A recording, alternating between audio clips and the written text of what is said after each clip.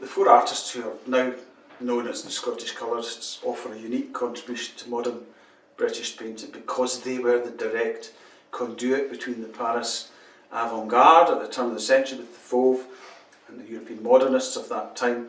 They learned these lessons, they came back to Scotland and they applied them in their own individual styles and created original visual languages. Not least was their contribution in the theme of still life, which wasn't really an established theme in British art at that time. They re-established that, if you like, particularly Cadell, Peploe and Hunter. And that in part explains why they remain popular to this day, because they have that instant recognition factor that's so important for an artist.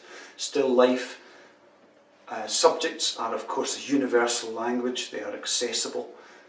These pictures look fresh and appealing and vibrant, a manageable domestic scale, and as I say, they're modern, they look, they have that appeal that's timeless, if you like. So by the 1920s, Cadell had established what I suppose would be his classic style, this harder edged linear, simplification, stylised form, pure colour, and these arrangements of favoured studio props that he had kept with him for many years, in the blue jug, the little green Chinese bowl, and the silhouette which recur against this very characteristic and individual lilac coloured studio wall that he'd had since 1915. So all of that creates this recognition factor that's so important.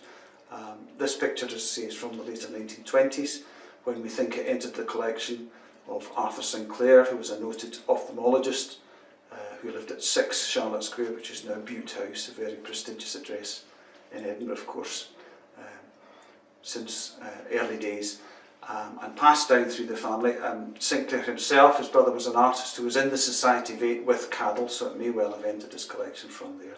So this picture will be included in our fine sale on the 23rd of March with an estimate of £100,000 to £200,000, and we hope to see you at the view.